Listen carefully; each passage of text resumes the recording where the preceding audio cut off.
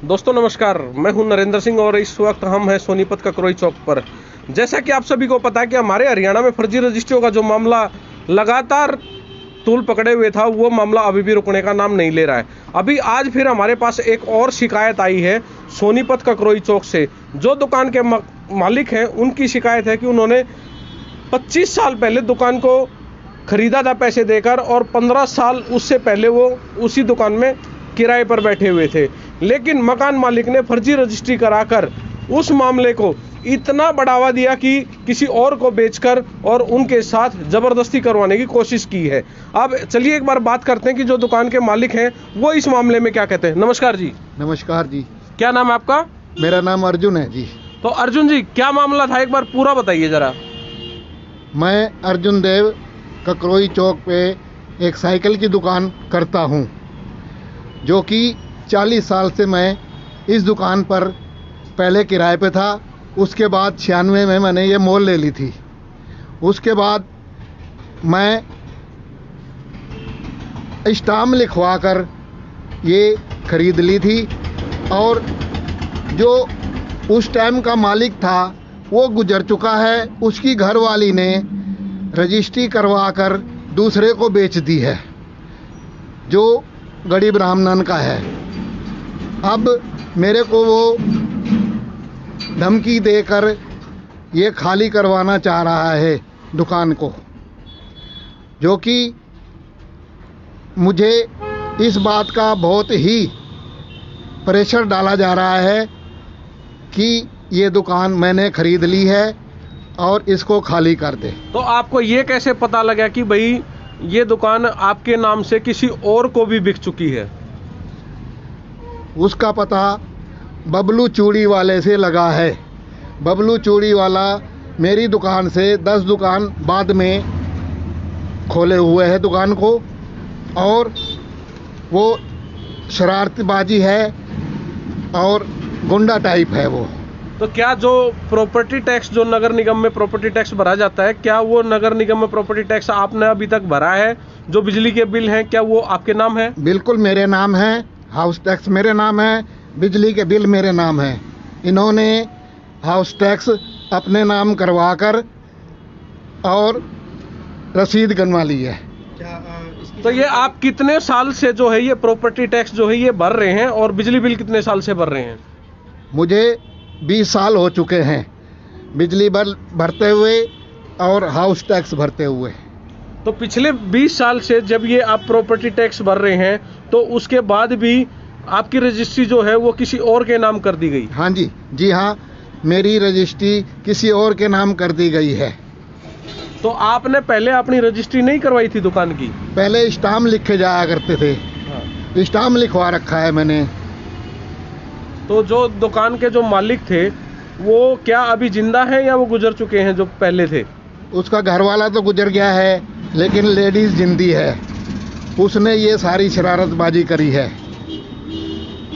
तो अभी आप देख रहे हैं कि यहाँ पर जो है पिछले 25 साल से ये इस दुकान के मालिक हैं और इस दुकान में मालिक बनकर बैठे हुए। एक बार मैं अपने साथियों से कहूँगा कि ज़रा एक बार इस दुकान को भी दिखा दें। ये 12 बाई 21 की छोटी सी दुकान है। इसमें ये अपना गुजारा बसर करते हैं, अपने परिवार का गुजारा करते हैं और इसी से इनके परिवार का जो है वो पेट भरता है।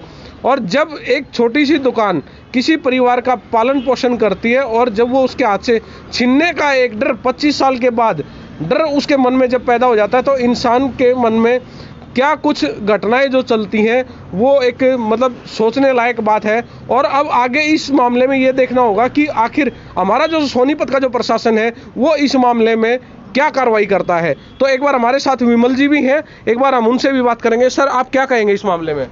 देखिए, ये बुजुर्ग जो 40 साल से इस दुकान में बैठे हैं और पैसे दे के खरीदी हुई है। मैं आपको बता दूं, ये नगर निगम की लीज की दुकान है। इसकी रजिस्ट्री नहीं होती थी पहले, इन्होंने एग्रीमेंट पे ले ली और 25 साल से इनके नाम हाउस टैक्स सर्वे होता है। जो मालिक बैठा होता है उसके नाम हाउस टैक्स चढ़ गया, बिजली बिल इनके नाम हो गया। अब देखने वाली बात यह है कि ये फर्जी रजिस्ट्री हुई कैसे। इस सारे मामले की जाँच होनी चाहिए, फर्जी रजिस्ट्री करने वालों के खिलाफ कार्रवाई होनी चाहिए। और मेरे पास जब ये कल आए तो ये कहने लगे कि मेरे को धमकी दे गए कि दुकान खाली कर दो, नहीं तो हम जबरन खाली कर देंगे। तो हमने फिर उसी टाइम हमारे चौकी इंचार्ज हैं जो राम कुमार जी, उनको मैंने फ़ोन किया, उन्होंने आश्वासन दिया है भी ज़बरदस्ती हम खाली नहीं होने देंगे। तो मतलब कहने का है कि ये जो तानाशाही धक्काशाही दिखा रहे हैं जो खरीदने वाले हैं, अगर उनके पास कोई कागज़ है तो कागज़ कोर्ट में लेके जाते, इनको धमकी देने क्यों आए थे?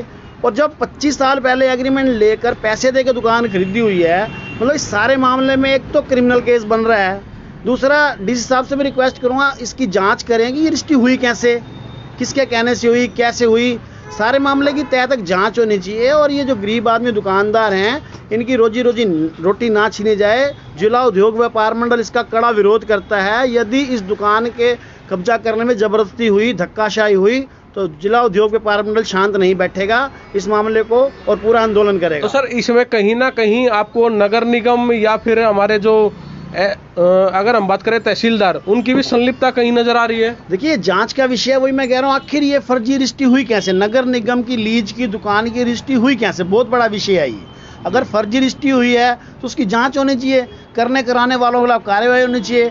अब एक विधवा लेडी है, हो सकता है उसको बहका के रजिस्ट्री करा ली हो, तो पूरे मामले की जांच होनी चाहिए, इसमें दोषी कौन है।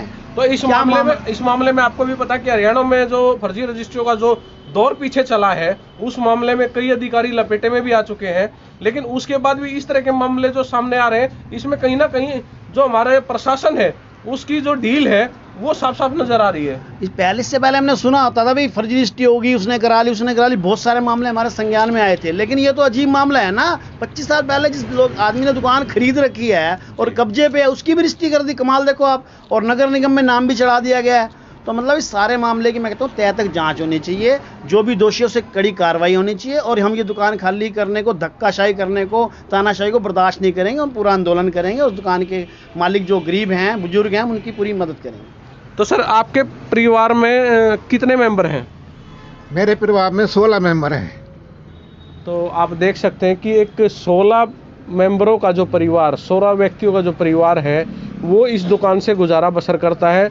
और जब एक छोटी सी दुकान से जिस परिवार का गुजारा होता है, जिसमें कि 16 व्यक्ति हैं, जिसमें उनके पुत्र, उनकी महिलाएं जो भी हैं उनके परिवार में हैं, उनका गुजारा इस दुकान से चलता है। और उसके बाद इतना बड़ा जो मामला सोनीपत में जो खुलकर सामने आ रहा है, इसमें अभी देखना ये होगा कि आखिर हमारा प्रशासन कार्रवाई करेगा क्या।